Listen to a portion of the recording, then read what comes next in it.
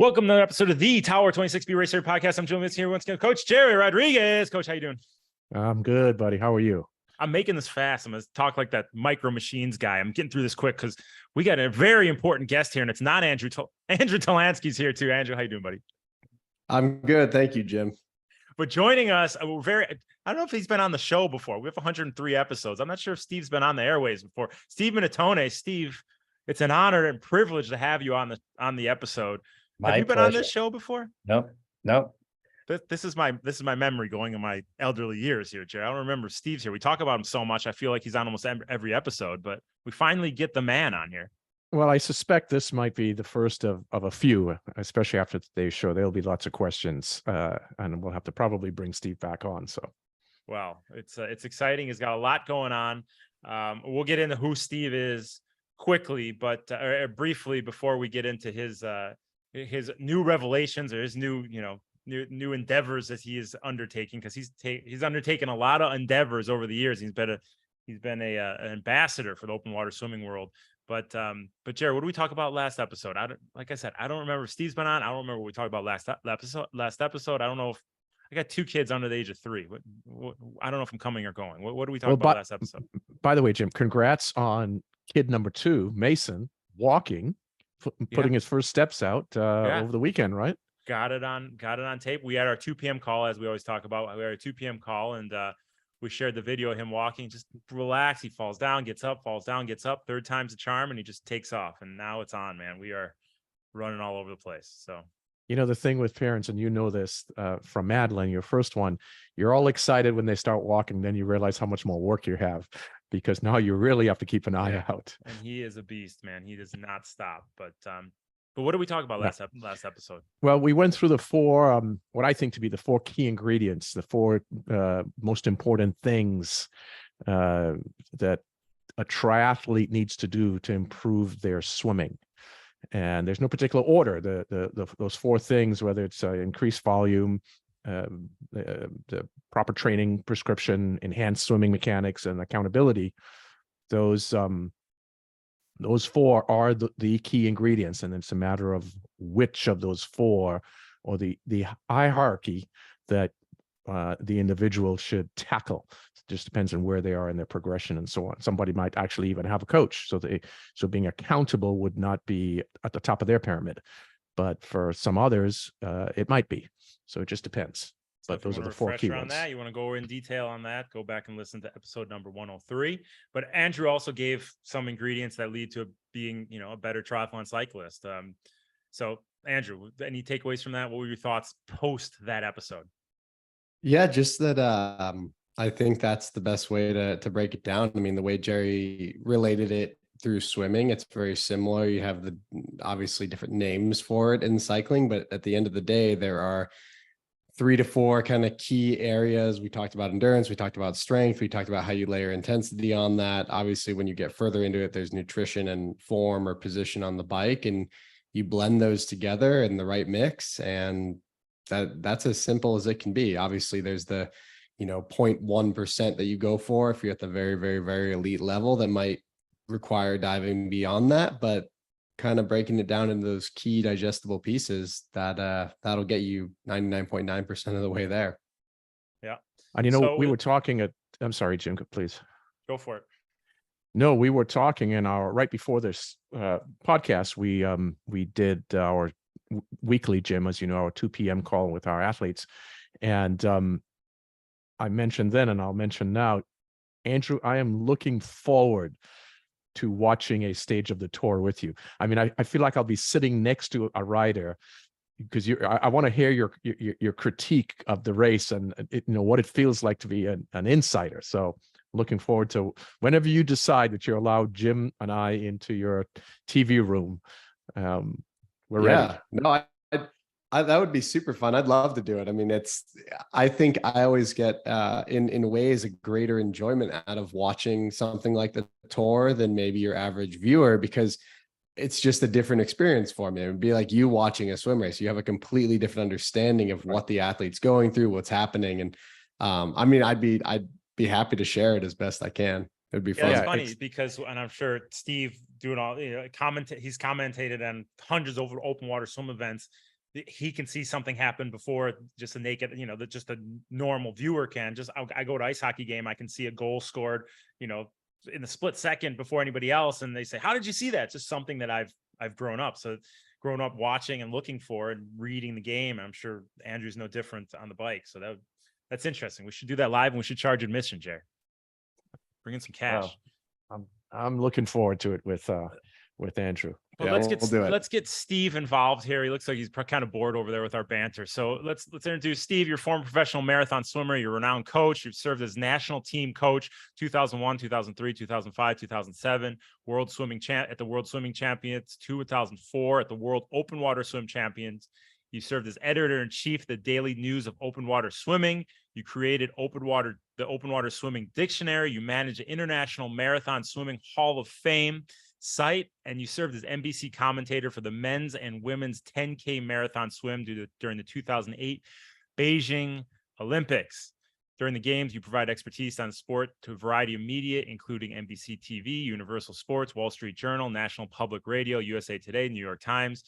You're a FINA technical open water swimming. You're on the FINA technical open water swimming committee that serves the world governing body of the sport and provides information and guidance to the Amateur Swimming Union of America's, USA Swimming, and U.S. Masters Swimming.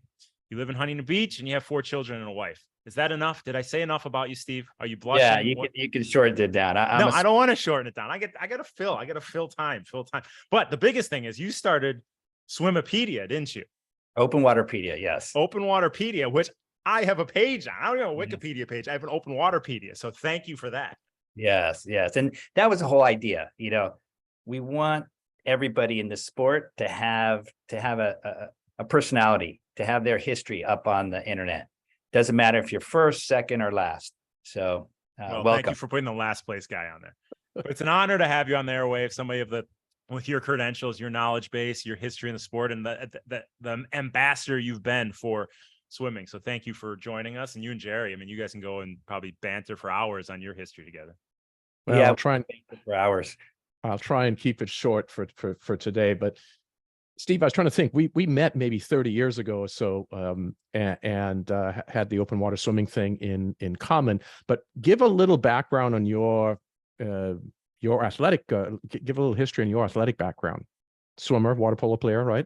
Yes, swimmer, water polo player. I was like you, Jerry. You were down at Mission Viejo. I was up in Long Beach, training at the same time. Jerry and I are same age, same academic year.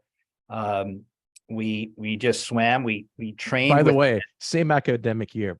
Big distinction of difference. Steve Munatones, super smart guy, Harvard. Yeah.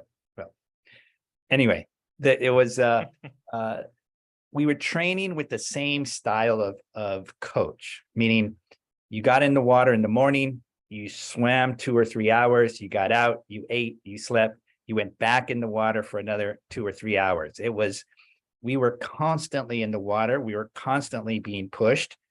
Training nowadays is a little bit different, but we were in that era where the U.S. was dominant in the early 80s in water polo and in swimming. And some of the people that I had grown up with included Penny Dean. She still holds the Catalina Channel record. Lynn Cox was a little bit older, also from that same area. So I got into marathon swimming. I love the beach like Jerry. Jerry was really quick around the piers and in between the piers. I was better at longer things, and it was a great way. How many longer swims have you done? And let's define longer. 10 miles and longer. Oh, probably over 20. And right. that also that doesn't include training swims. So, for those of us in Southern California, Hermosa Beach Pier and Manhattan Beach Pier had the famous Dwight Crum peer-to-peer swim. That's 2 miles. I used to regularly do 6 to 8 swims in between loops, that. right? Loops. I remember. Yes. So, I'm quite familiar with the water, but I traveled the world as a swimmer, as a coach. doing these long swims. Swam around Manhattan Island. Yes, and you just did one recently. What was the recent one you did a few months ago?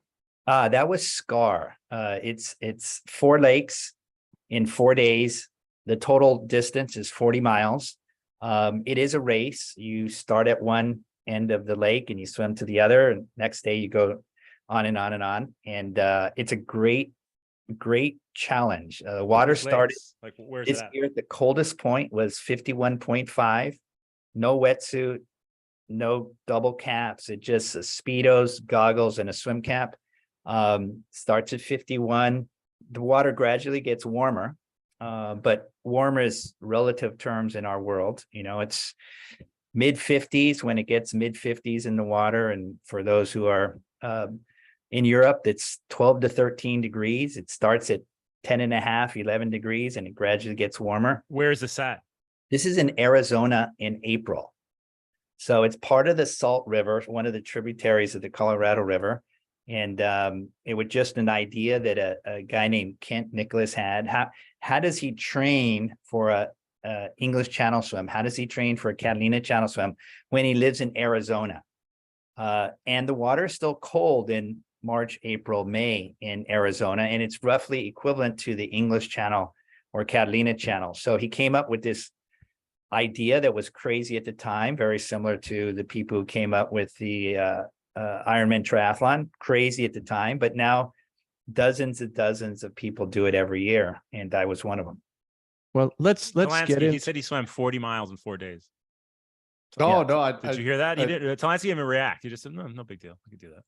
No, 40 it's miles in 4 days. it's Steve, you're a unbelievable. maniac. That's crazy. Well, putting that into context, that is not one of Steve's longer swims. And by context, that is not that long of a swim, because that's 10 miles a day. That's about 15 kilometers ish. And you would normally train 15 to 20 kilometers a day when you were back in the days that you were talking about prior. So, but at 60 years old, 61 years old, it's pretty phenomenal today. But with your history and your foundation and your knowledge base, this is going to lead us into what we want to talk about here today, which is Kaatsu, which is your main thing today. And so I want to talk about Kaatsu from the perspective of what is it, explaining the noun and the adjective to it, the gentleman that created it, give a little perspective there. But I want to first start by you telling us and telling the audience, what are the 3 main things that Kaatsu does? What are the benefits, the 3 main benefits of Kaatsu? So one is it actually increases the elasticity of your vascular tissue. So your capillaries, veins, and arteries. That's one. Second is it elicits a robust hormonal response. So HGH, IGF-1, beta endorphins, testosterone, adrenaline. And 3, used a little bit differently, it can activate your parasympathetic nervous system. So those are the 3 main benefits. So simplistically said, we could use this as a training tool, right? Yes. We could use it as a recovery tool. Correct.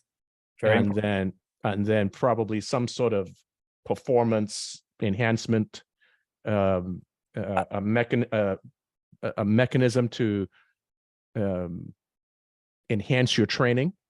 I would say even more so than that, especially for people who are in endurance, it actually is a form of rehabilitation for overuse injuries.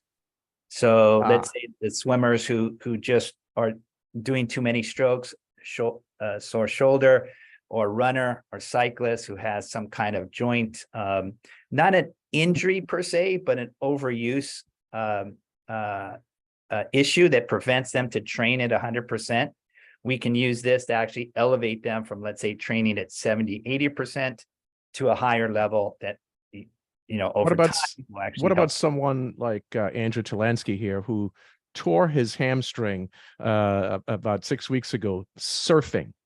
Would using this Kaatsu technique help?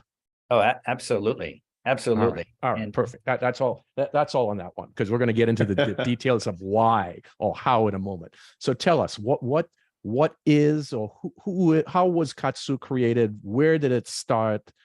Why did it take so long to get to the United States?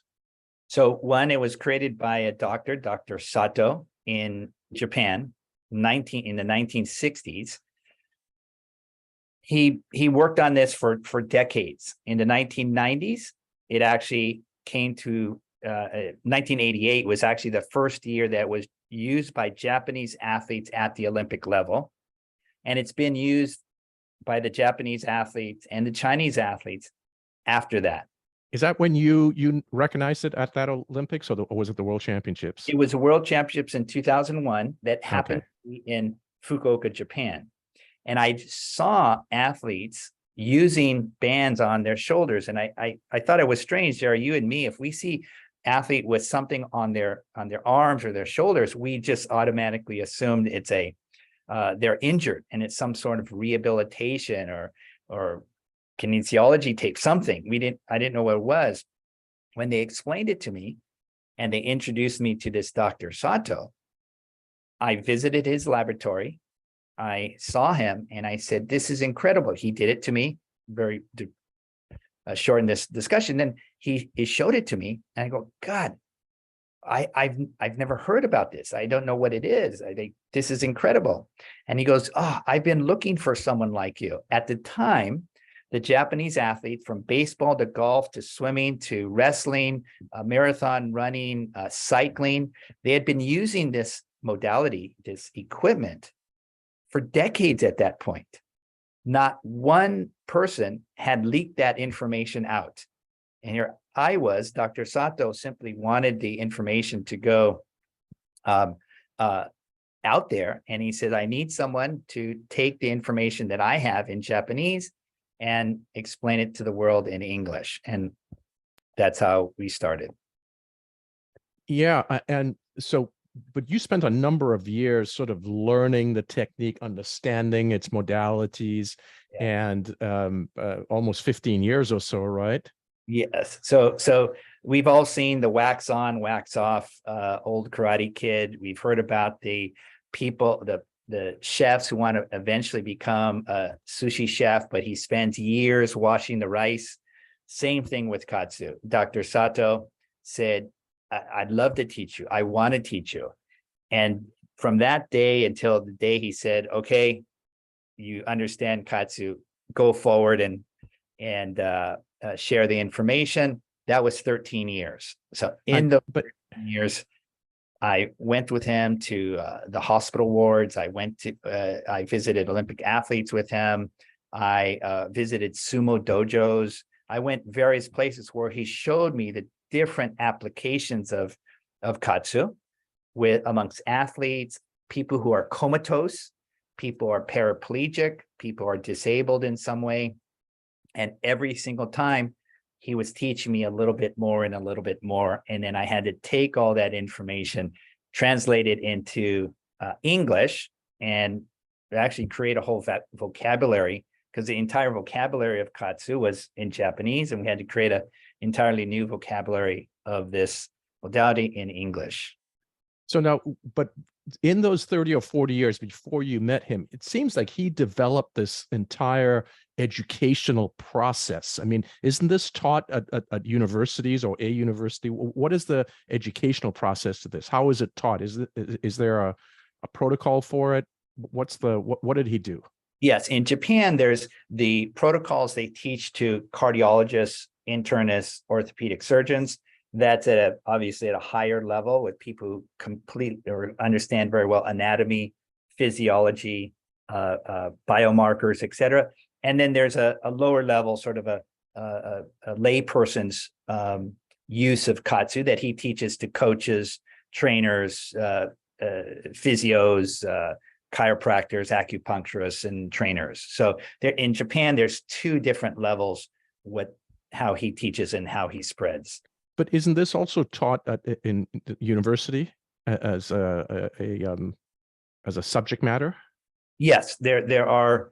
So Dr. Sato was sort of the founder and the leader. He has a group of primarily cardiologists, because at the end of the day, when you do Kaatsu, which actually the Japanese word itself means additional pressure, you probably have heard the form of massage called Shiatsu. Shi is Yes. hand, Atsu is pressure, Kaatsu is additional pressure. I have the band on one arm. It's actually applying additional pressure to my arm, and that is leading to a strengthening of the vascular tissue. And so in order to demonstrate the safety, efficacy, and the biological mechanisms of this, the people who know vascular tissue and a vascular system quite well are cardiologists, and that was the team of physicians that he first started with, and they trickled the information down to physicians, healthcare providers, and other people in the sports or therapeutic world. And how many of those are sort of centers or teaching educational outfits are there in Japan? There are thousands. I would think right now somewhere between 3,000 and 4,000. And some of them are one-man shops. Some of them are like the University of Tokyo Hospital. So they're, they range in size. Okay. Some people focus exclusively on rehabilitation. Some people focus exclusively on athletic performance, and some people focus on longevity, depending on who their clients or patients are. So now this gets leaked out through Steve Munatones from Japan, comes to the United States. It's now available here. And when you and I first started talking about this, you were telling me about the Navy SEALs. Yeah. So tell us more about, who you got in touch with first, and take us through your journey with the product. Yeah. So I'm here in Huntington Beach, and obviously I shared the information around, my small network. And it just so happened I went to USA Swimming fundraiser. I was sitting right next to a Navy SEAL who was one of the commanders down in Coronado. And he invited me down there to demonstrate Kaatsu, because if you can imagine, SEALs get injured frequently. They train like maniacs, and they have to recover. Recovery is a big part of somebody like a special force operator. And 3, they just need to be extraordinarily physically fit. So our 3 areas, rehabilitation, recovery, and performance, overlap quite well with the Navy SEALs. Now, as time went on, Navy SEALs adopted this, and there's a very synergistic relationship between SEALs and professional athletes, and the word got out to professional athletes. We made a big splash in the 2014 Winter Olympics among skiers. That was sort of the big breakthrough here in the United States. From there, we had another big breakthrough at the 2016 Rio Olympics, and then another one in 2020 in Tokyo, which is actually held in 21. But along the way, we found that the people who are very, very interested in those 3 areas, recovery, performance, and rehabilitation, which would really be almost any athlete, right, when you think about it. Right. But right.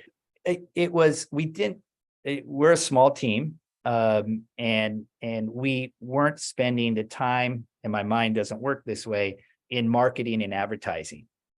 So we went after people who really needed us, like the SEALs. Once the SEALs came on board, obviously they have the reputation and the name, and they put our products through the ringer. They don't mess around. They take it, they use it in training, they use it in recovery, they use it in rehabilitation.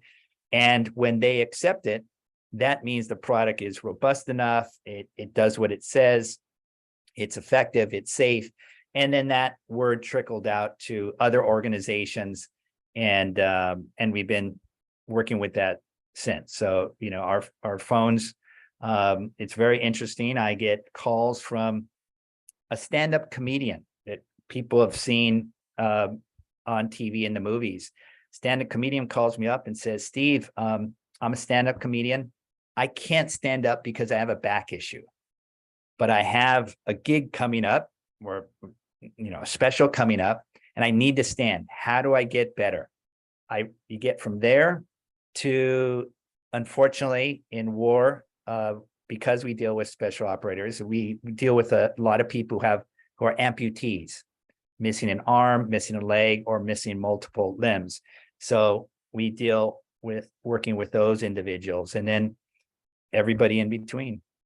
So you have a number of sports teams, professional sports teams that utilize your product. Who are some of those, and who are some of the sort of athletes' names that we might know in the professional world? So teams and then athletes. If you're here from Los Angeles, it would be the Dodgers. It would be Clayton Kershaw, Noah Syndergaard, or two of their pitchers. Then you go across the country, and you got the Boston Bruins, the Boston Red Sox. Swing down, you've got the Dallas Mavericks, Houston Astros.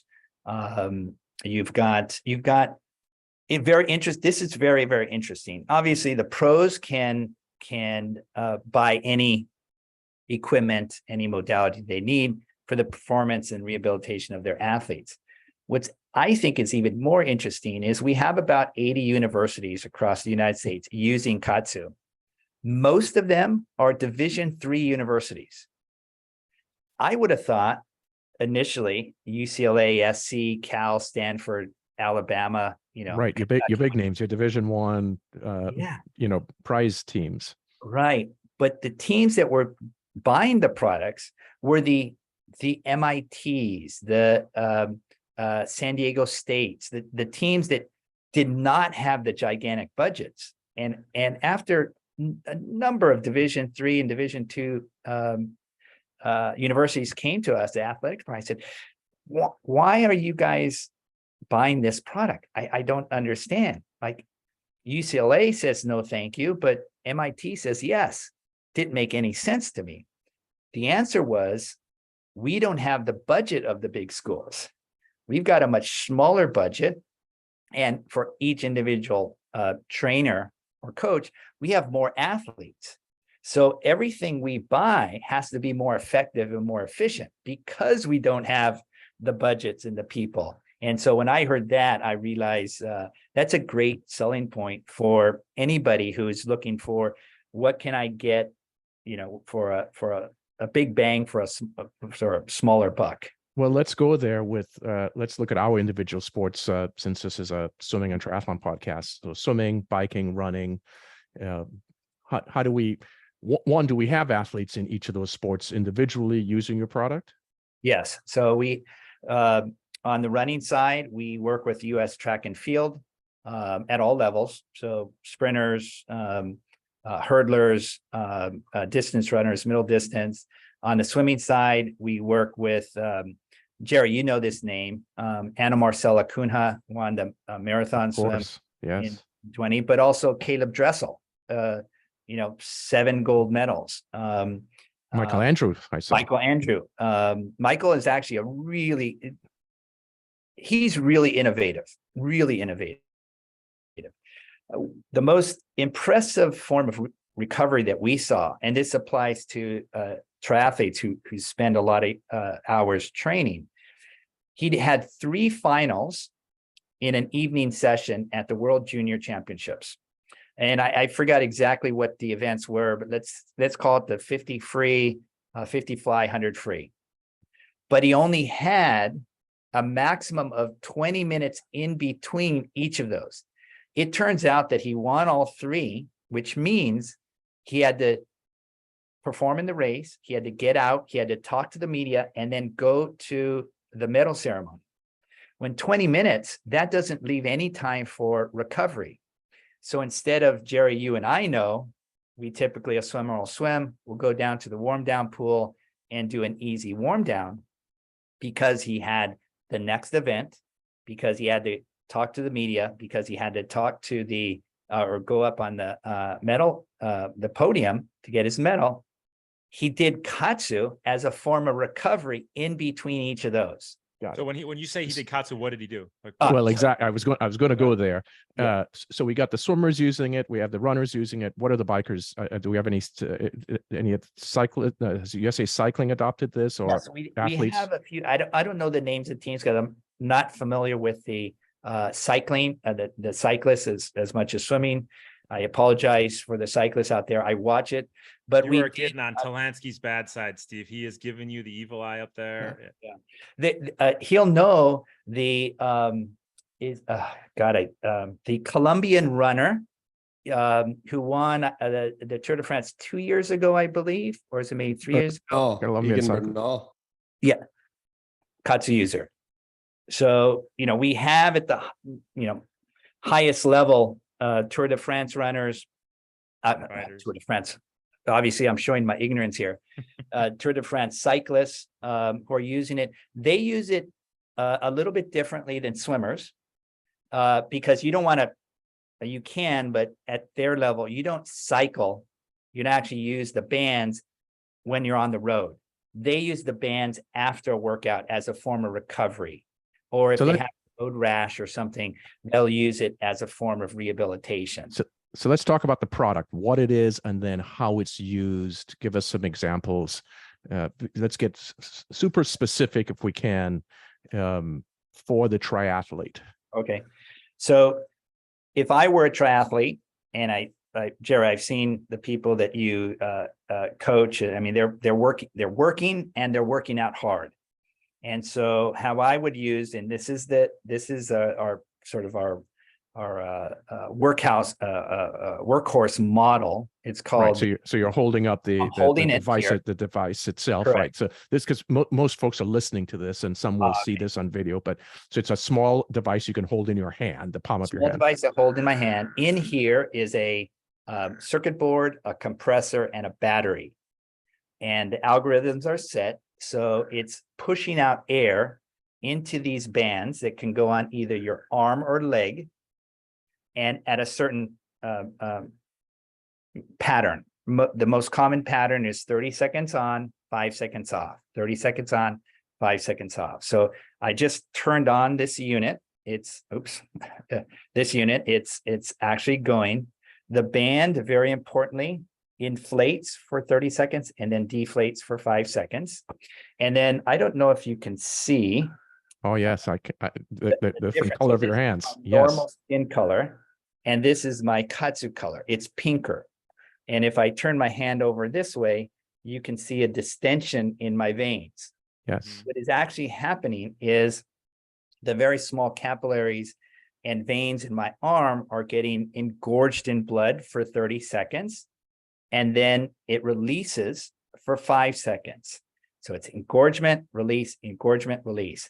And that is actually whooshing out. And in that 5 second release, the lactate that you build up is whooshed out, is dissipated through the body. So how a cyclist would use it, or a swimmer would use it, or a runner would use it post-workout is very similar to what they may use with a Normatec boot. There's some technical differences, but basically you want to flush out the lactate as soon as possible after a hard workout. That's one way each swimmer, cyclist, and runner can use it. Second way you can use it. So about duration, how long would you use that for after you've concluded an hour and a half ride, run, or swim? Yeah, personally, I would recommend anywhere from 20 to 30 minutes. Some athletes, especially at the professional level or highly competitive level, go a little bit longer. During this time, they can hydrate, they can eat, they can stretch, they can drive home, whatever their preference is. And it's basically just a metabolic flush, a post-workout metabolic flush. But the person who doesn't have the opportunity to go longer because we have family, we have careers, we have other things. Yeah. Would 20 minutes work? Absolutely, it will work. It can work as little as 5 minutes. Now, obviously, you won't be flushing out the same amount of lactate in 5 minutes as you will in 30 minutes. But when that lactate builds up in the working muscle, you want it to dissipate as quickly as possible. And so the athletes that we work with, whether it's a major league baseball pitcher or a swimmer, cyclist, or runner, they're throwing these on as soon as they're dressed and off to do their next thing. Okay, so that's the recovery portion. What about the training portion to it? That- Can it be used to enhance Yes. training, to facilitate? Yeah. We call this, how we use Kaatsu in performance is we call it race pain. Jerry, if you and I are swimming a race in the ocean or the pool, you get to that point where the discomfort is off the charts. And, we say sort of fight the pain, go through it, go through the whatever you do. Right. With Kaatsu, and in order to train at that level, it's quite difficult. I mean, the best amongst us can train at that level consistently, but most of us, we're not going exactly at that same level as you would in a competition. Well, when you put the bands on, and these bands are made of neoprene, so you can put them in the water, that lactate buildup is very, very quick, very, very quick. And so instead of training, let's say 10 100s or 1,000, we can, and training hard, swimming hard at 1,000, we can replicate the race pain in 100 yards or 100 meters. And so if you have a limited amount of time, you can take that concept of race pain, whether it's running, cycling, or swimming, and just have a very condensed workout where you're reaching you're warming up very quickly with the bands, and then you're getting to that race pain, the level that you want to achieve in a competition very, very quickly for a short amount of time. And so that's one way that you So when you say warm up and then elevate, it sounds like there are different what's the word? Different levels of pressures. Yes. Yes.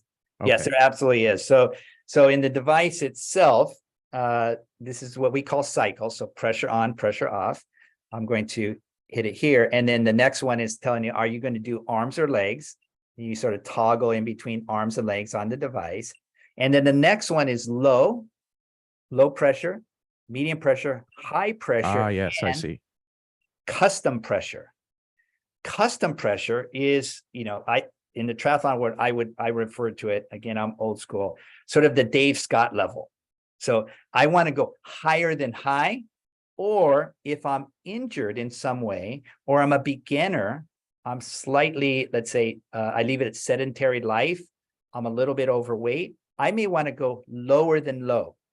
So over the years, we've collected a lot of data, or Dr. Sato and the cardiologists have collected a lot of data, and we grouped it up in 3 general categories that are good for 95% of the people. The other 5% are either extraordinary athletes or people who are on the opposite side of the spectrum. So is Okay, that unit that you have there, is that waterproof, or how does that work in the pool? So what happens is you go to your preferred setting, whatever that is, and then when the band is inflated, you disconnect. And now I'm swimming not with a connected tube. Now I'm swimming simply Gotcha. with the So it band. stays inflated like a balloon. Yeah. So for the cyclist now, Andrew, he's training for the tour. Yes. So I What would would he do? I would do it 2 primary ways.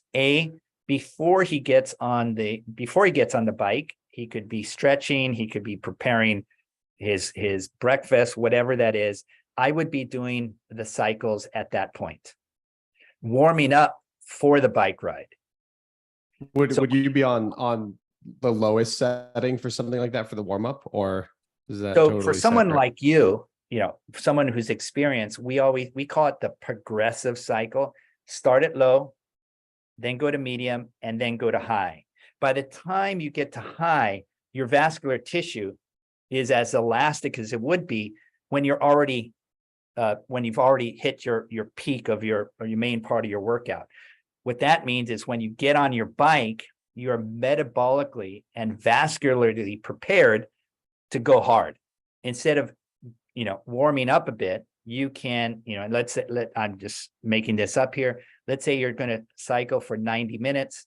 the first 15 minutes, you're just gonna, I wouldn't say go through the motions, you're just warming up, getting ready. If you were doing this, let's say in your apartment, your house, before you got on the bike, the moment you got in your bike, metabolically speaking, hormonally speaking, vascularly speaking, you are ready to go. So instead of going through the first 15 minutes, you can literally start hitting it hard there. And for people, especially working adults, Navy SEALs, etc., now we're either so busy or our schedule is packed. What we recommend, if you're going to go out for a run, let's say an afternoon run, a cycle, let's say at lunchtime, whatever you're going to do, a swim in the middle of the day, start doing the Kaatsu before you get to your field of play, pool, track, or the road. And therefore, when you begin cycling, you begin running, you begin swimming, you can go hard. And I think, Jerry, you saw this when I went to your pool the other day, is, I didn't really warm up. What I warmed up by driving over to Pacific Palisades, I was doing this in the car. And then when I got in the pool, I was vascularly ready to swim. I saw that and I was blown away because I didn't know you had used it in the car, and you hopped in and you and I chatted for like the first 7 to 10 minutes of warm up. And then we were getting ready to go into a little set, and you hopped in and swam 4 to 6 lengths at this high cadence, and you were swimming like 105 to 108 speed. I go, here's a 60-year-old man swimming high cadence, no warm up, just killing. I go, he's going to blow up in 10 minutes. Steve's got more experience than this. What the heck he's doing? And it wasn't until after and of course you lasted through the entire 75-minute workout and not slowing down.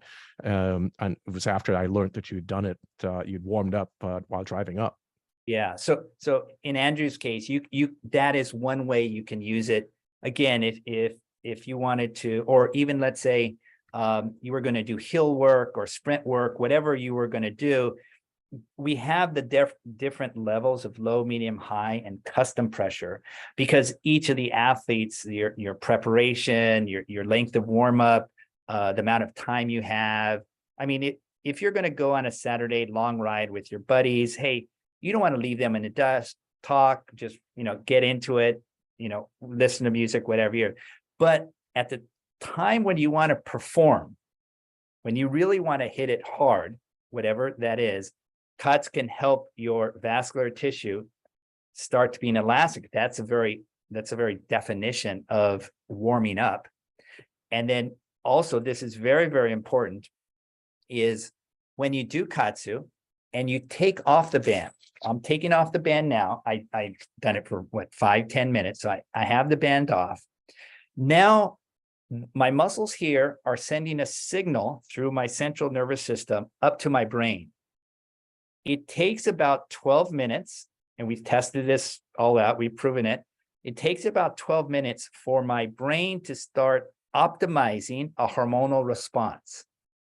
So that means if I'm going to begin a competition, a triathlon, a cycling race, a running race, whatever it is, I'm doing this as a form of warm up. I'm taking it off 10 to 15 minutes before I need to start performing at a peak pace, because that hormonal response, that adrenaline, that testosterone, that human growth hormone will be flowing at an optimal flow 12 to 15 minutes after I've taken the bands off. Now I could imagine, I can come up with 100 questions here on, just like Andrew was asking, on optimizing the output levels, the duration, how much time on, how much time off. Just as in any training set that a coach would give, you've got different modalities that you could work on, right? So I know we're going to have lots of questions on this, so it'd be probably good to have you back on another time when the audience can ask all their specific questions. What about the injured athlete? Because you mentioned that earlier. This is one of the opportunities that to help speed up recovery, or what does it actually do? Yes. So two things. I'm going to refer to cycling here, because swimmers, Jerry, we don't get injured a lot. but I have cycling friends, and they get injured more than we do. And runners, And some of them get injured surfing, by the way. Yeah. Yeah. I'll get hurt on Atlanta. the bike, just off the bike. yes. And so remember when we were kids and we fell off a bike, or we fell off our skateboard, and we would have a little bit of a cut somewhere, elbows, knees, wherever, and there'd be a little bit of blood, and our parents would slap on a Band-Aid, or just say buck up, and the next day you had a little bit of scar, but there was no more bleeding. This is the body's natural ability to heal itself. What we're doing, and that process is a very it's a defined biochemical reaction in the body. What we're doing with Kaatsu is we're just increasing the rate of that rehabilitation. That's one effect. Which is shortening the window. Yes. Yes. So the second effect, and this is very, very important for athletes, is let's say you fell off your bike, or you pulled a muscle. Well, now you're not running, you're not cycling, or you're not weightlifting, you're not doing something. The body starts to atrophy. What we want, and then if it atrophies too much, if it's a very, very serious injury, you start atrophying a lot, because now, rightly so, the orthopedic surgeon or whoever you're going to is telling, hey, you've got to lay off this, or you got to wear a boot, or you've got to wear a sling, whatever the case is.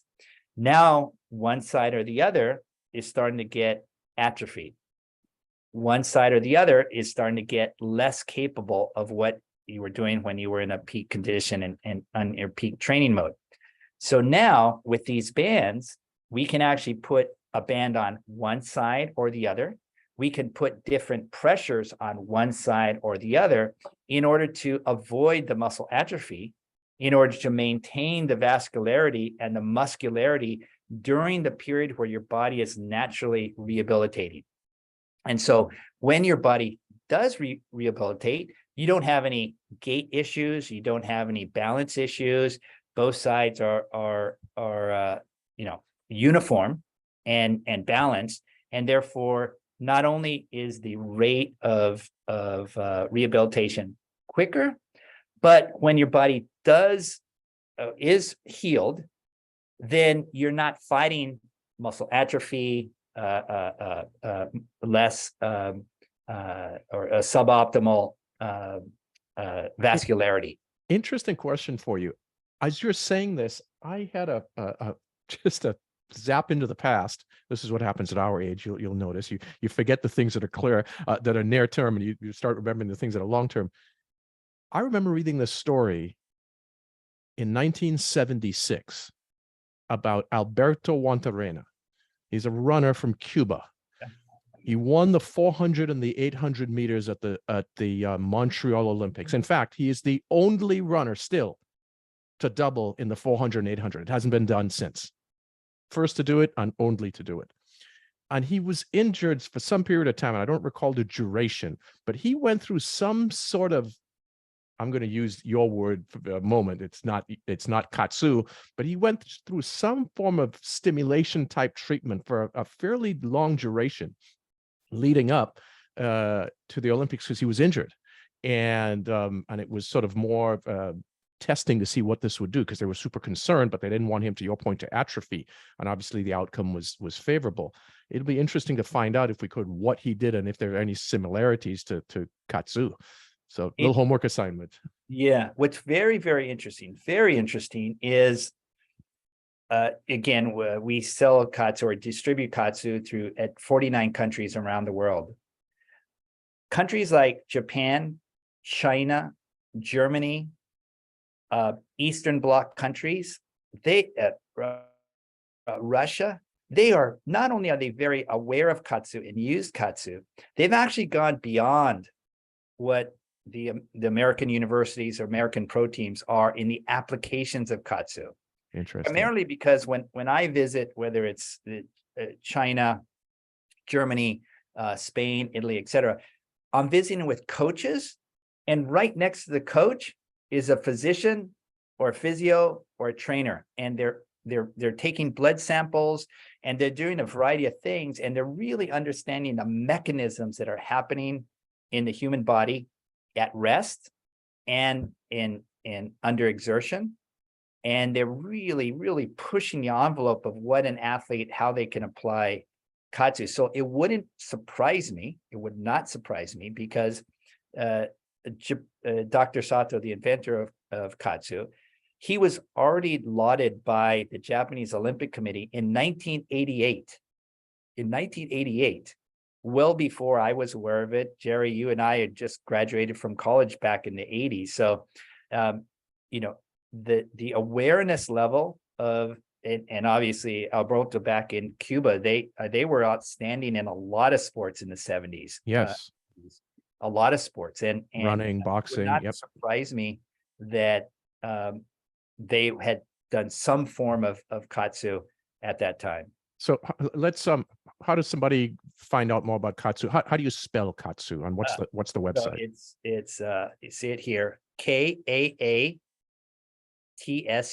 Kaatsu. So some people probably think of the pork cutlets called Kaatsu. You could buy it at a Japanese restaurant. That is one A. Think of Kaatsu, what you eat, pork cutlets, with two A's. So Gotcha.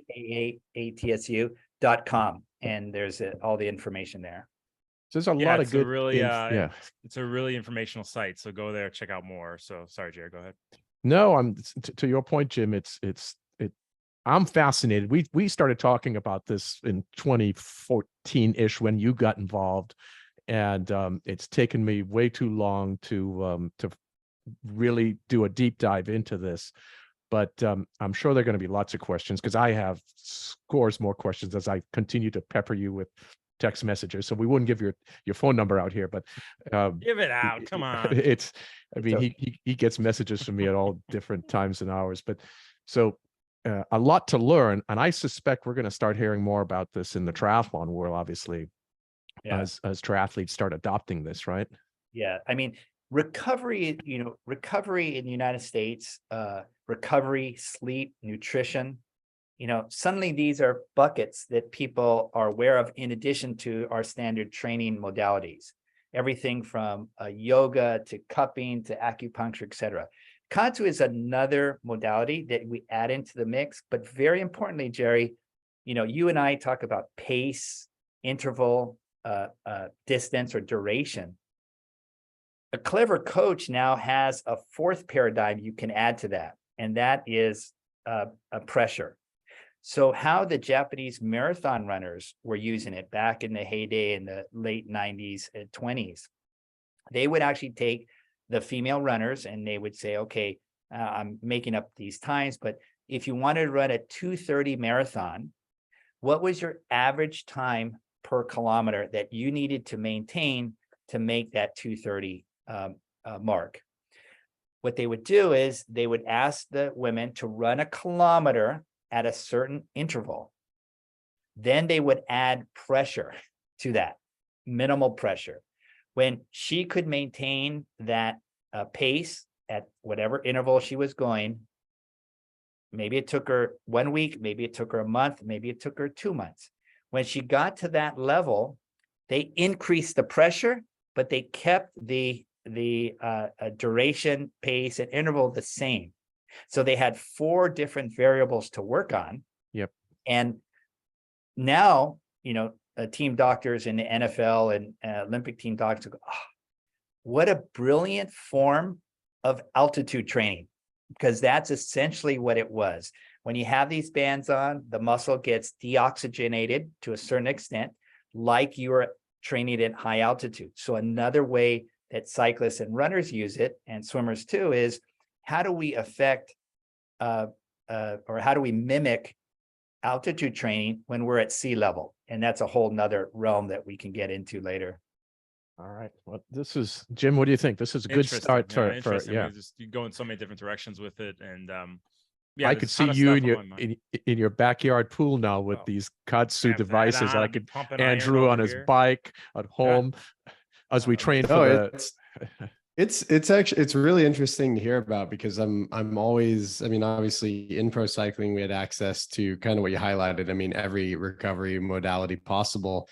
And thinking about obviously everybody like recreational cyclists, and there are a lot of practical applications to everything you've touched on, but the specific demands of professional cycling are actually very suited to just the way stages start, the way time trial warm-ups into the actual races, time trials go.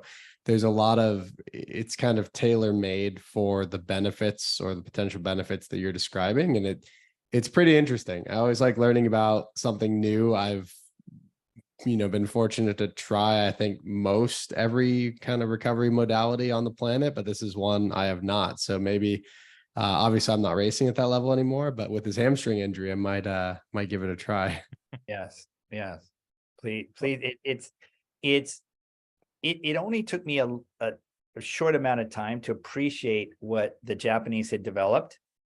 And what I'd like and what I enjoy doing is, we are now advising people how to use this who are professional arm wrestlers, who swim across the English Channel, who climb Mount Everest, who are quadriplegic, who are disabled in some way, amputees in some ways. I mean, you had me at arm wrestling. That's my next profession, is pro arm wrestler. So I'm on. Well, I'm in. Arm wrestling is very similar to because at the highest level, let's say you start with 50 guys or 100 people, and you have, you wrestle off, and then all of a sudden you're at 50 guys, 25 guys, etc. It's all in one day or one afternoon. So they have to perform at a very intense level throughout the day. Every time that you advance, you've got more lactate buildup, and it's more and more. And then each subsequent wrestle off, or their opponent is stronger, and so that need to recover, to get the lactate out as quickly as possible, is perfectly suited for something like Kaatsu. Imagine if that guy who did the Rubik's Cube in 3 seconds had Kaatsu. He would have done it in 2 seconds. It's amazing. Interesting stuff, man. Go to kaatsu.com for more information, and I'm sure we'll get questions. So maybe we'll have you back on next episode to answer those questions that come in, Steve. But it's been a pleasure having you, brother. Yeah, thank you very much. Appreciate it. You could stay on. We're going to do our workout of the episode, but got a lot of good info there. My head's going to explode with everything you just spoke about. So it's one more thing, Jim. One more thing to add. My wife is probably going to ask for a band for the neck, for the throat. Increase the pressure. Shut up. Stop talking. I'm gonna put that thing across the throat. So interesting stuff. Thank you. kaatsu.com. And anybody asks a question directly for Steve, we'll forward that on to you, buddy. Okay. Thank you. Take care. Good stuff. Thank you, Steve. Good stuff. All right, guys, let's get into the workout of the episode. Coaching.tower26.com. Jerry, do you know what that workout of the episode is? I don't think you even know. When you show, I've written all these workouts, so you'll have to show me which one it is. This is testing your improv skills. But here you go. We're in our open water skill building, moving into our race ready phase. I'm stretching right now while you look at it. I brought the text extra big just for you, Jer. And we're gonna skip the warm up. You guys can see the warm up if you go to the site, coaching.tower26.com. We'll just get right into the main set. What do we got today, Jer? Oh, this is a good one. Yeah, so I coached this on deck last Saturday. I was like, I have to use this on the next podcast. Right. So this is about a 10-minute, the main set after you've done your warm-up, it's about an approximate 10-minute swim. So that's going to vary in distance for your different levels, from perhaps an 800 all the way down to 400. And what we did with that was we graduated effort as you went through the swim every quarter distance. So if you're doing let's say a 600 that you're going to swim in 10 minutes, every 150, every 6 lengths, short course pool, 3 lengths, long course pool, you would gradually increase your effort. So 70% for the first quarter distance, 75% for the second quarter, 80%, 85% on the last quarter. So we took about a minute and a half rest, and then we went into a handful of 100s, and that would range again from 5 to 8 100s, depending on your ability level. So it's something that's going to take about 15-ish minutes, and we're taking 20 to 30 seconds rest on these. So, and these 100s were done at 80 to 85%. So now we're sustaining, right, that upper aerobic level, And we're diving in on all of these, which means you have to climb out the start. So you dive in, you swim the 100, and then you deck up at the end. So you get that heart rate spike, you rest standing, you rinse and repeat. But we also threw in sighting, where you have to sight 2 times per 25. So that's 8 sights per 100. If you're doing 6 100s, there you go. That's 48 sightings, right? So there's that training, learning to make your sighting silky and to become super efficient at it. So that was the second portion of the main set. And then we came back to some continuous swimming again. We did 2 approximate 5-minute swims. So the distance is going to vary for different levels, from a 400 down to a 200 or so.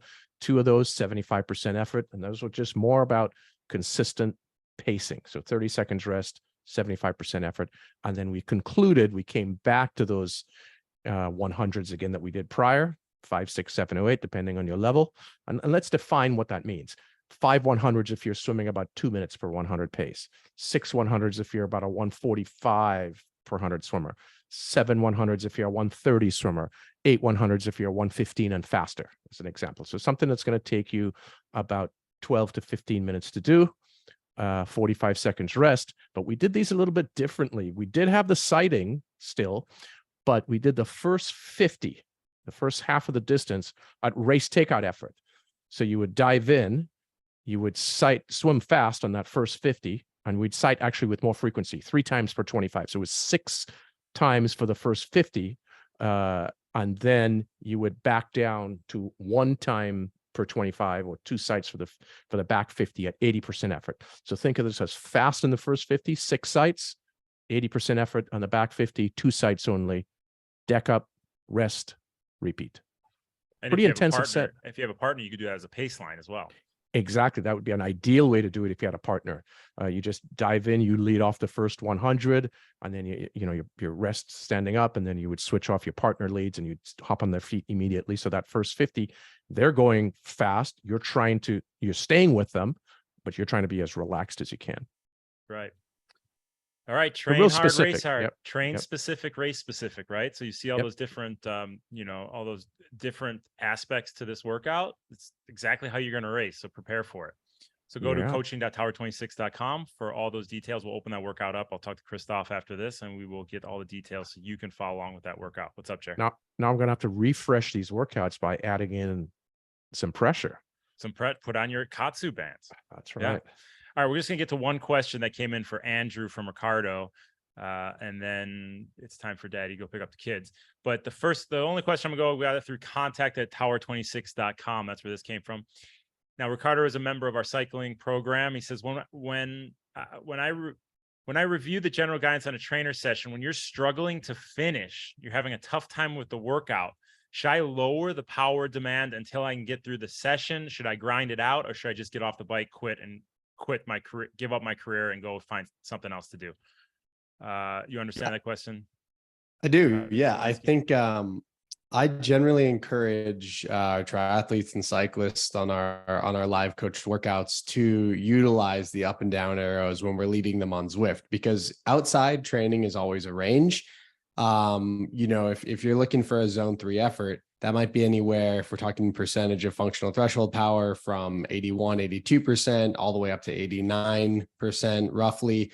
If we're looking at like zone 4, we're looking at 95 up to 102% of 103% of threshold power. So there's these ranges. We're prescribing a workout outside. Inside, the way workouts are built out, they're set to a specific percentage. Typically, when we build them out, that percentage falls roughly in the middle of the range, unless we specify otherwise. The intent of that is to allow people to say, hey, I'm on a really good day, and we'll specify if that's okay. You can maybe take that power a little bit upwards, but it's also designed to allow for them to say, I'm struggling a little bit. Let me back it down. I'm still going to work through.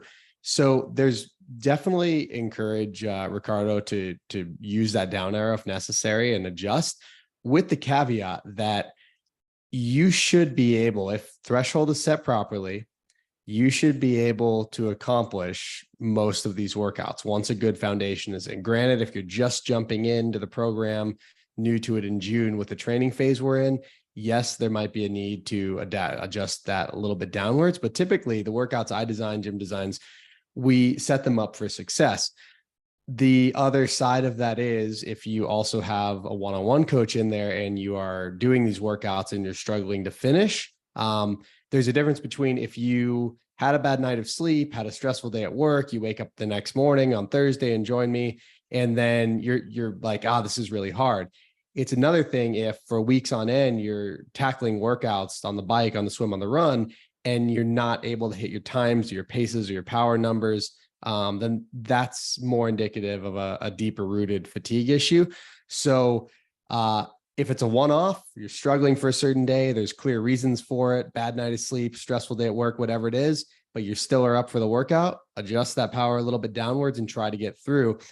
Ultimately, as coaches, our job is to empower the athlete to make those kind of executive decisions. If you've had all those things happen, a bad night of sleep, bad day at work, whatever, maybe that's a good day to say, you know what, I'm not going to get up and nail this one tomorrow. We always want to push, but you have to recover. You have to back down when necessary. So you need to look at, is it a one-off? I struggled on this single workout, or am I struggling over and over? And if that's the case, it's usually you're going to need a little bit of rest. You're going to need to take a little different approach for a bit to kind of get things back on track. So a few different answers. Yeah. Ricardo knew. Ask Talansky that, because I told him, put your head down and go harder. Yeah. Okay, contact at tower26.com. Keep those questions coming in, or ask it on YouTube. This video version will be up on YouTube. So yeah, we look forward to those questions. We always get them coming in. I had a video clip. We'll share that on the next one. Speaking of the next one, Jared, what are we going to talk about?